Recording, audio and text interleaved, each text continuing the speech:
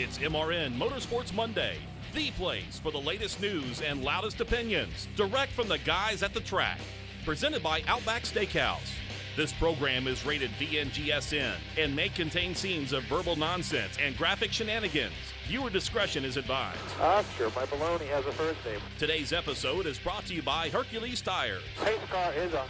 Now, here are your hosts, Tony Rizzuti and Joey Meyer. I forgot I was Joey. I'm spotter. Sorry.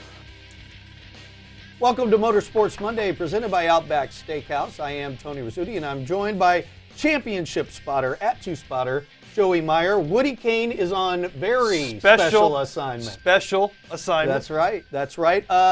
As you can see, presented by Outback, and it is a bloomin' Monday. Kevin Harvick getting the win.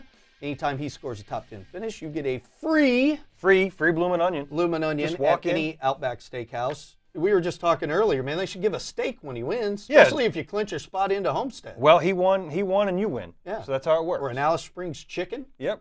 Or a center cut sirloin. That's what I'm talking about. That kookaburra shrimp or something like We that. can start with the bloomin' onion. Yeah, go get yourself an onion and maybe a nice tea. Be a nice way to have lunch.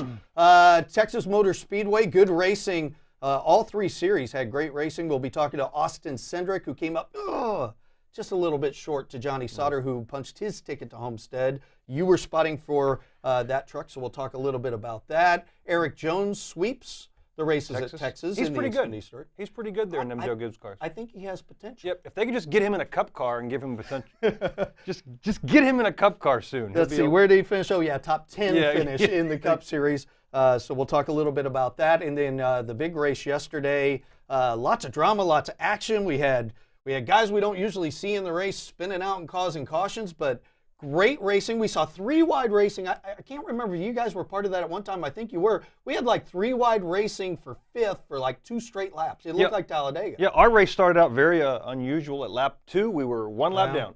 Lap 2, one I lap wasn't going to down. bring that up. Well, so it took us a long afternoon. I think we were back in the top 10 by lap 190, back on the lead lap, through some good pits calls, through really good driving.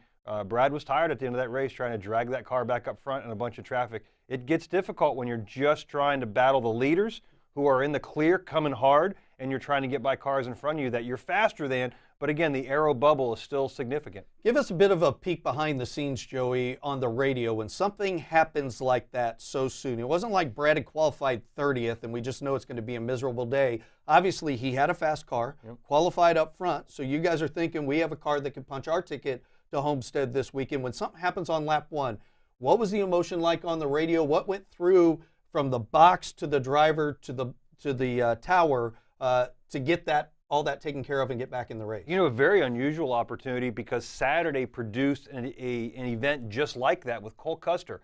The first 5 laps of the race, he was out of control. Comes to pit road with a tire flat. He's a lap down. So Eddie DeHunt and Cole Custer, they've remained calm, and they worked methodically all the way through the front, finish on the lead lap in the top 10. Very good effort. And they're right there on the outside of the playoff hunt. So yesterday at lap 2, we're 1 lap down. You've got 332 laps still remaining. It was a long race, and we had a decent car. We weren't wrecked. It was just a matter of a circumstance with Kyle Busch having that flat tire. You have to stay calm. You have to stay to your game plan. Put your game face on, get elbows up, and try to drive to the front, and that's exactly what Brad and those guys did. Got back and finished 5th yesterday, but another guy who got the elbows up, as you will, the closer. We joke about the nickname. We'll talk about that a little bit later, but Kevin Harvick was able to get by Martin Truex Jr., who's been unbeatable on the mile and a half, to score a victory, and here's what he said in victory lane at Texas. You know, we got through traffic pretty well, and we were able to start gaining ground on him. And, you know, as we caught him there, I needed to do something different. I got within about a car and a half. And I changed my entry into 1 and got him loose one time and was able to pass him on the outside. So it was good timing. You know, anytime you can get to victory lane, it's special. But I think winning for the first time here at Texas is something that's been a long time coming. It's taken a while to get here, but the timing of it is just the beauty of the whole thing. Getting to victory lane 2 weeks before Homestead and putting ourselves in the Final Four. So, you know, I think we beat one of the 2 best cars today, head-to-head. And I think, you know, as you look at our speed on the mile-and-a-half racetracks, we've had good speed at the mile-and-a-halves in the playoffs. So that's just a credit to the team. That's been our strength, and that's the thing we've worked on the most. So that's what Homestead is. It's a low grip, mile and a half, very unique racetrack, and I feel like that's our strong point right now. And you heard Kevin Harvick say it there, a statement win for the 4-car at Texas. He gets the win. Martin Truex Jr. second, Denny Hamlin third, Matt Kenseth fourth, Brad Keselowski fifth. All right, we got to take a break here on Motorsports Monday. When we come back, a little on track, off track. We'll mention that closer comment. It's coming up next here on Motorsports Monday. I'm not blooming good, I'm blooming great. Put a shrimp on the barbie and sizzle my steak. Woo, I want that onion to bloom and it get in my senses like a sonic boom. No rules, just right. So bold, so nice. And I'm so ready for that Outback steak tonight. Outback Steakhouse. That's what it's all about. Outback Steakhouse. Blooming great. It's almost the most refreshing time of the day, Bush O'Clock, a time for relaxing and unwinding with friends and family over a crisp, cold Bush beer. Bush's roots are in racing, but whether you're enjoying the race or going fishing, nothing is better when it's time to relax than a crisp, cold Bush. It's Bush O'Clock, so grab a six-pack of Bush beer for the cooler, start the grill, and relax. Enjoy responsibly. Anheuser-Busch, Bush Beer, St. Louis, Missouri. Hey, Danica Patrick here. When I have friends and guests at the track who want to hear me drop pearls of wisdom during the race, I send them to Racing Electronics. You all right back there? I think so. I didn't, other than hitting a car, I didn't hit anything, but there's a tire down or something. If you aren't listening to all the action live, you're missing out. Don't forget to rent a scanner or fan vision for the races. Go to racingelectronics.com to pre-rent for great discounts on your scanner and fan vision rentals. Hey, this is Joey Logano, and you're listening to MRN Motorsports Monday. Welcome back to the program. Joey Meyer, Tony Rizzuti with you here this afternoon. Woody Kane on Special assignment. We just heard Joey Logano 7th yesterday for the 22 car at Texas. We've talked about Brad's incredible run back to 5th. You mentioned that he was worn out at the end of the race. Super hot as Texas as well. Here's what Brad said at the end of the race. I could see any one of these guys winning at Phoenix. I wouldn't put it past anybody. And see us winning at Phoenix, you know, them flat tracks. So I thought for a while 11 was going to win it today, and then the 4, he just lit the nitrous button and took off. It was a really strong run, but like to have a points gap, but we don't. So we'll take what we got and then move forward. Yeah, it's better than not having anything, that's for sure, but still would like to have more. We're you know, going to Phoenix is a track that's been decent to us. 18 points is an okay cushion. I think points-wise, we're close right there, but you never know. And Joey, you can hear it in his voice. That was all you'd want as a race car driver, to try to handle the high speeds of a repave at Texas, try to work your way back from a lap down, and then try to win a race. You could hear it in his voice. He was whooped after that race. I think everybody was. Mentally and physically, because we know as we go to Phoenix now, there are 3 scenarios that we are participating in order to make the playoffs. We can win the race. That's easy enough, right? We can move on to the playoffs. We can beat the other 4 drivers. Heads up. If we finish 5th and everybody else finishes 6th behind us, we move on to Homestead. Or something out of our hands. If we finish 2nd and one of those other 4 drivers win the race, we don't go to Homestead. So 2 of the 3 scenarios we can control. That 3rd one is the one we're worried about. Yeah, 19 points the gap between Brad in 4th and Denny Hamlin in 5th. If it comes down to a points thing, really probably a 3-car race between Brad, Denny, and Ryan Blaney. Those other guys are a little bit further back, but again, you want to control your own destiny, try to get a win. All right, it's time for my favorite part of the program, a little on track, off track here on Motorsports Monday.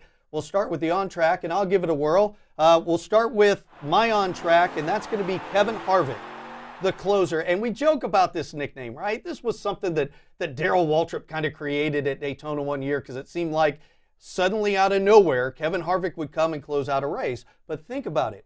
Anytime Kevin Harvick has had his back against the wall, and he's had to either get a big finish or get a win, he's done it. The last couple of years, it's been at Phoenix, that final race. This year, he needs to get in. It's a mile and a half. That's Martin Truex and Toyota's playground. What happens? Kevin Harvick chases him down, makes a bold move around the outside, runs away and punches his ticket to Homestead.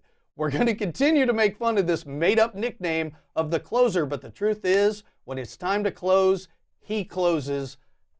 On track, Kevin Harvick. We all saw it a couple years back at Dover. They actually were having a very bad chase back then, and he was able to come to Dover, and he had to, it was win or not win to move on, and he was able to win there at Dover to move on to the next round, and that worked out really well for Kevin Harvick. A great opportunity for that on, and I agree 100%. Well, it's incredible how these drivers who constantly tell us we're already at the limit, Yep. when they need to find a little bit more, they always do. Your driver's one of those that does it as well. Been fortunate enough to have that at Talladega twice. We run earlier.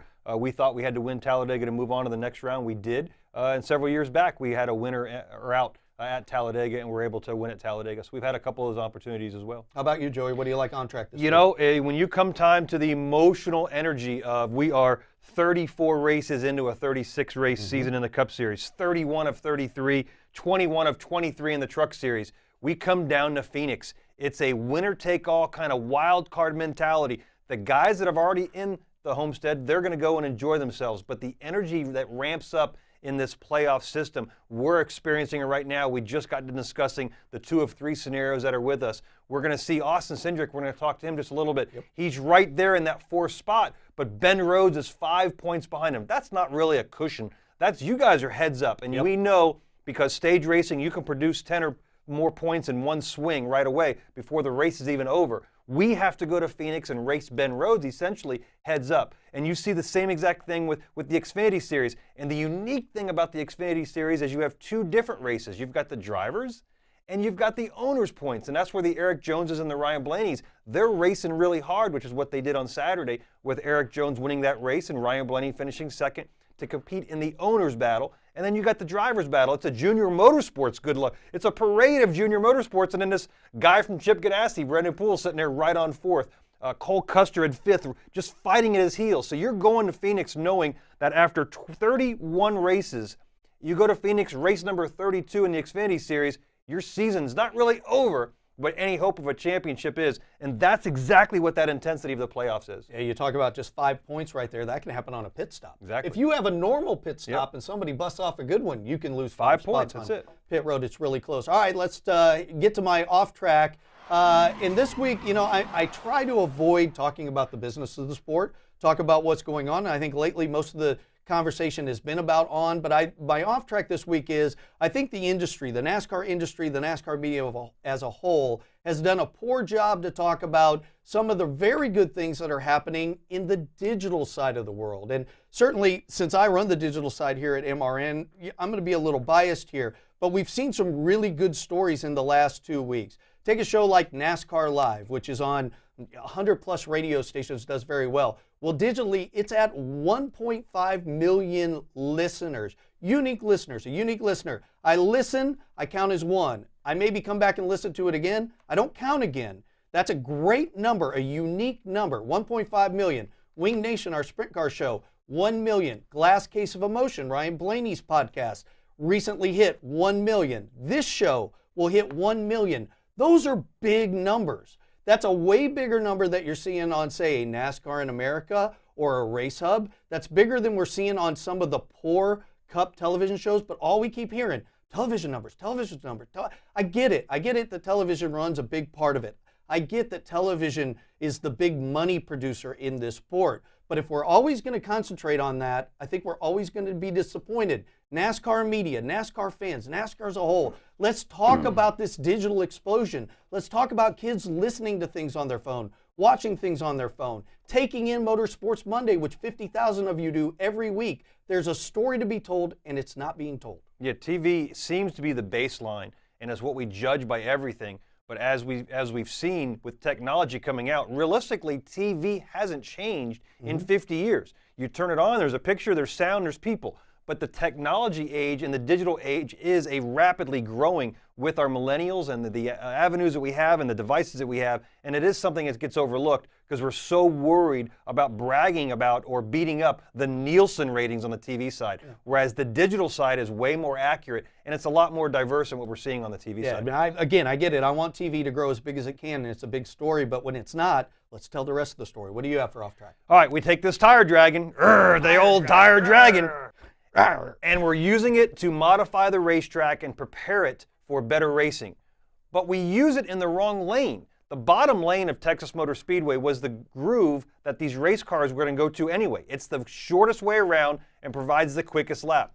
Let's move out of that lane with the tire dragging. We've seen it at Michigan. We've seen it at different tracks where we're not using a spray, a PJ1, VH1, MTV, whatever spray you want to use. Let's use the tire dragging to widen the track instead of making that bottom groove faster. And I think it's a great idea. We hear it running all weekend long, but every time we look up, it's running the bottom groove. We're going to be there anyways. Get the tire dragging up to the middle lane, up to the higher lane. Back in October, somebody told Eddie Gossage at Texas, hey, get that tire dragging up on the high lane. He said he was going to run it top to bottom. We didn't see anything run from the middle lane to the top. I don't know where they ran it, but it wasn't the middle lane to the top. So let's use the tire dragging better. I think it's going to produce better racing as that track gets wider. I agree. I will say this about the pavement, Joey. Do you get the feeling just seeing how it kind of raced? We never really saw anybody venture up, but does it at least give you hope for a repave that when we come back there in the spring, that maybe that groove will start to widen out? You know, it's interesting. The truck series in the spring, it ran really wide in 1 and 2, and we did not see that at the night race. So I was a little confused by that, as were some other teams. Yeah. Well, at least he ran the dragging counterclockwise this time. Exactly. Instead of clockwise like he did before. All right, we got to take a break here on Motorsports Monday. We're having a lot of fun. Hope you are. We come back. Another guy who was having a lot of fun at Texas, Austin Cindric. He joins us next on Motorsports Monday. Whatever you drive, wherever you go, Hercules Tires will get you there, whether you're running on dirt or running a job. Our dependable, high-quality tires are the perfect fit for your needs. For unmatched value, selection, and warranty with industry-leading road hazard protection, there's only one choice: Hercules Tires. To learn more, visit HerculesTire.com or call 800-677-9535. Hercules Tires, right on our strength. It's almost Busch O'Clock. A time for relaxing and unwinding with a crisp, cold Busch beer. It's the most refreshing time of the day. Wait for it. 3, 2, 1. Busch.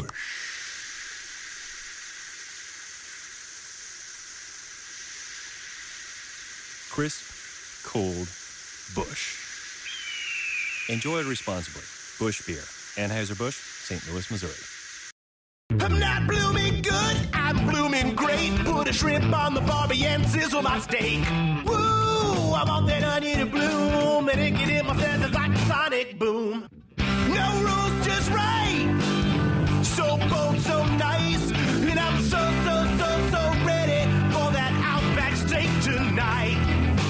Outback Steakhouse, that's what it's all about. Outback Steakhouse. White flag from the starter stand, 1 lap to go. It's Sauter, it's Cindric within a truck length of each other in turn 1. The biggest surge and challenge for Cindric has come in 1 and 2. Sauter up to the task. He takes a 3 truck length lead off the second turn down the back straightaway for the final time. And he's not close enough to challenge and make any sort of move into turn number 3. Cindric closing. I don't think it's going to be enough. Johnny Sauter off turn 4 for the final time. Checkered flag in the air. Johnny Sauter will win the Jag Metals 350. Austin Cindric is second. Welcome back to Motorsports Monday. Don't forget, we are presented by Outback Steakhouse. You can get your free Bloomin' Onion based on Kevin Harvick's not only top 10, but his victory. Johnny Sauter getting the victory there. The only thing I could think of when he went to Victory Lane, Joey, was God Bless America. God bless America. That was the very That's track it. when he said that after getting caught up in a last race crash. So congratulations to Johnny, who's punched his ticket to Homestead. The man on the phone that we're getting ready to talk to came so close to punching his ticket, but he sits right where he needs to be heading into Phoenix. It is Austin Cindric. Austin, how are you? Hey guys, thanks for having me. I'm good. Man, we're glad to have you on the program. I got to ask you, a great finish at Texas, finishing second, but do you leave there pleased that you had a great finish in second, or a little bit frustrated that you didn't get the win? I'd say a little bit of both. I mean, obviously, it would make our week a lot easier in Phoenix if we knew that we were guaranteed a Homestead, but it's nothing this team can't handle. I mean, we've been fighting as the underdog from behind really since the playoffs started, so we just got to keep doing the same thing. Hopefully have another solid run at Phoenix to solidify our spot in the championship 4. It seemed like about those last, 6 or 7 laps, you could really close on Johnny off of turn 4, catch him through the quad oval, and then into 1, it seemed like you just had to let up enough to get some air on your truck, and he was able to get away. What was your thinking those last few laps? Were you trying to drive it in there, hoping that he would wash up the track? How were you going to try to set up Johnny for the pass? Yeah, I was trying one or two things. Either try and do the same thing Johnny did to me, which is basically line up on my right rear, side draft me, pull me back, and then get me loose on corner entry. But the problem with that, which was what I felt like the easiest way of getting around him was going to be, the problem with that was I didn't have another guy behind me pushing me or pushing me forward on the outside. So anytime I'd pull out, I'd stall out. So that made it a bit difficult, and obviously it was relatively easy to block the bottom lane like we were able to do for about 30 laps there. Mm-hmm. So we kind of ran out of options. I thought lap traffic was going to be a little bit helpful for me, and didn't really get any opportunities there as well. But all in all, really, really great day. I mean, like I said, I wish we could have won the race because it'd make our 5-point gap a lot nicer. But hey, we'll move on to Phoenix and give it our best. Chatting with Austin Cindric, currently sitting 4th in the points. Got a big R next to your name. We've run that yellow bumper all afternoon, signifying a rookie in the Truck Series. You got a total of 27 starts. First full-time year here in 2017. What's been the most challenging coming from a very diverse road course racing experience to the Truck Series in 2017? I mean, for me, it's not about them making the lap time. I feel like I was a part of BKR because I felt like I could get it done on the racetrack. But obviously, this being my first season in a stock car of any kind, first full season, I need to understand what it takes to race, what it takes to run a weekend, and I honestly feel like that's where I've improved the most throughout the year. And I honestly feel that's also why we are where we are right now. I feel like that's why we're the last rookie standing. That's why we're sitting above the cut line right now. I feel like Doug and the guys in the 19 have really developed me into someone that can run a race and be there at the end. And obviously it takes a whole team effort, and I think that's why we're there.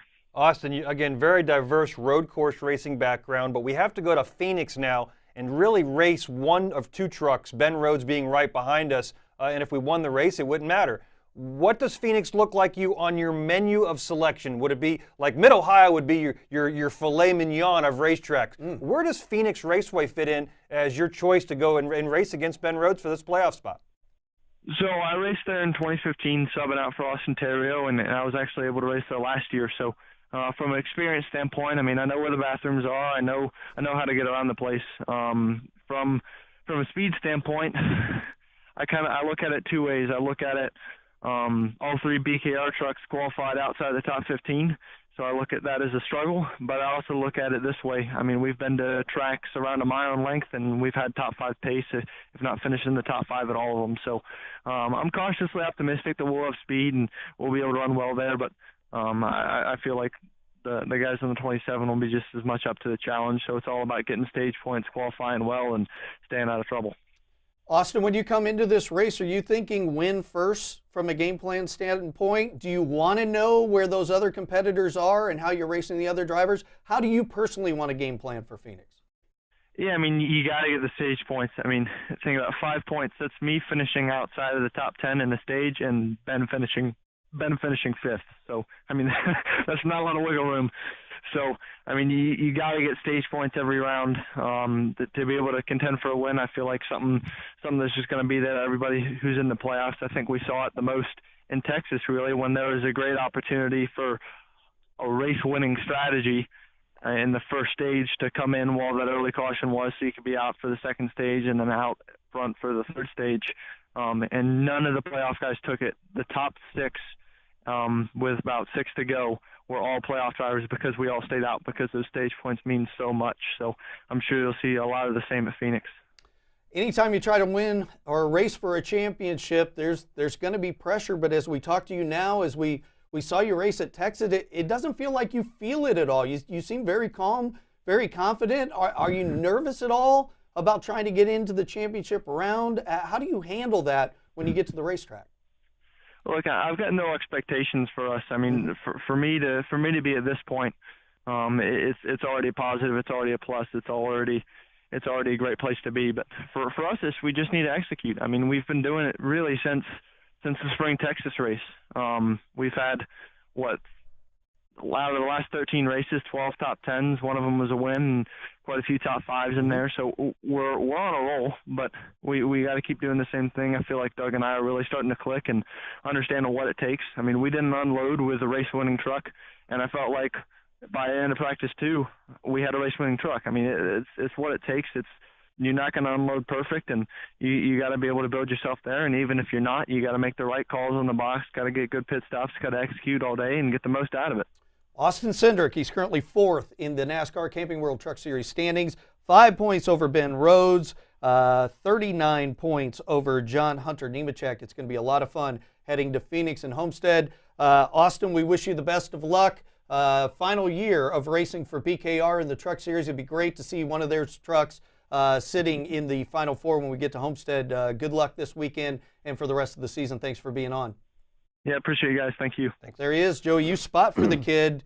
Seems pretty calm for a 19-year-old. Yeah, 13 of the last races, only 1 finish outside the top 10. So you try. We talk about building momentum and trying to work towards a better finishes. That's what does that. It gives you the confidence when you show up to the track that you can get better, even if it's your best track.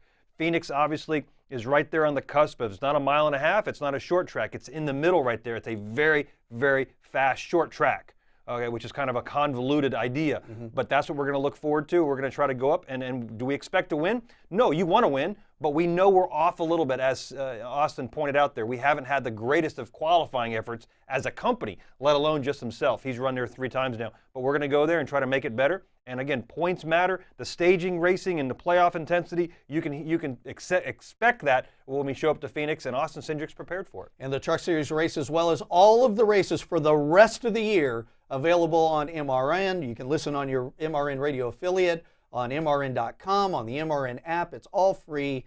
You don't want to miss it. If you're going out, pick the phone up, take it with you. You don't want to miss any of the action in the next 2 races. All right, we got to take our final break here on Motorsports Monday. When we come back, we will preview Phoenix, see who we think might get the win and punch their ticket to Homestead. That's coming up right after this.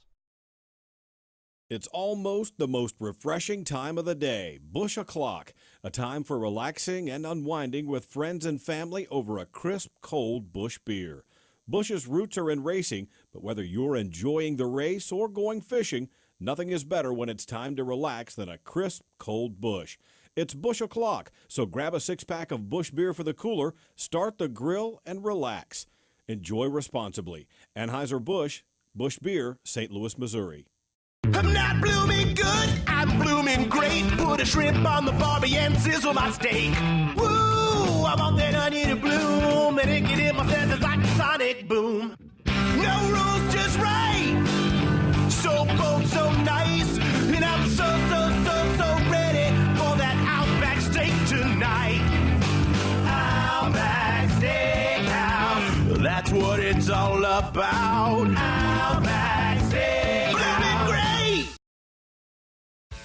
On the racetrack, you can only go as far as your engine can take you. It's the same on the highway. Making a run with a Detroit engine under the hood gives you the industry-leading fuel economy, reliability, and durability your business needs. The Detroit DD13, DD15, and DD16 engine solutions are specifically engineered to make a run as profitable as possible. Don't just want better business solutions, demand them. Learn more at demanddetroit.com. Hi, this is Jimmy Johnson, and you're listening to MRN Motorsports Monday. Welcome back to the show, Graham. He's Joey Meyer. I'm Tony Rizzuti. Woody Kane is on special assignment. Hey, don't forget to get your bloomin' onion. It's They're free. It's free. Why wouldn't you get one? It's free. The kangaroo thinks you should get one. We think you should get one. Go get one. Get us one. What's it called? I have no. It's called a Joey. And the Joey menu. And the Joey menu, which is the diet, the low-calorie intake diet menu. I thought it was the kids' menu. You and Woody. Phoenix coming up this weekend. The land. It's the rising sun, the desert. It's hot. Something. Well, it was hot at Texas. Yeah, it's a dry heat. The racing's going to be hot because you've got a racetrack, as you just described. It's fast, but it's a short track. It's an intermediate, but you can beat and bang. What can we expect at Phoenix this weekend? Man, all 3 races are fantastic with the Camping World Truck Series. Again, we saw Austin Cindric's battling we're going to battle Ben Rhodes. We saw the junior motorsports guys, Elliott Sadler's trying to get, he's been in the racing for 20 years looking for that first championship in the Xfinity Series. And then, of course, Brad Keselowski going to go there with a small points margin, but it's really irrelevant. It's us against other 4 drivers. So 3 intense racing on a very fast, down the straightaway, tri-oval down the back, on the aprons, dragging the splitter. We look for a lot of action in Phoenix. I'm going to make one prediction. I'm not going to tell you who's going to win, but I think we wipe out a bunch of cars with somebody driving down to that apron and sliding back up. It's not happened. No. I think it happens this weekend. It throws everything into chaos. All 3 races we get to listen to on MRN this weekend. MRN app. Thanks to Austin Cindric for coming on the show. Great run for him, second at Texas. Joey, thanks as always for coming in. Thanks for bringing the helmet. We got Brad's helmet. Not sure if you noticed that. But most of all, thanks to you. And we'll see you next Monday on Motorsports Monday. Take care. MRN Motorsports Monday is presented by Outback Steakhouse. Tune in every Monday for another exciting episode right here on MRN.com. Brought to you by Hercules Tires. MRN Motorsports Monday is also available on demand in MRN.com's Media Center, on our Facebook page, on YouTube, and in iTunes or the Google Play Store. MRN Motorsports Monday is a production of the Motor Racing Network.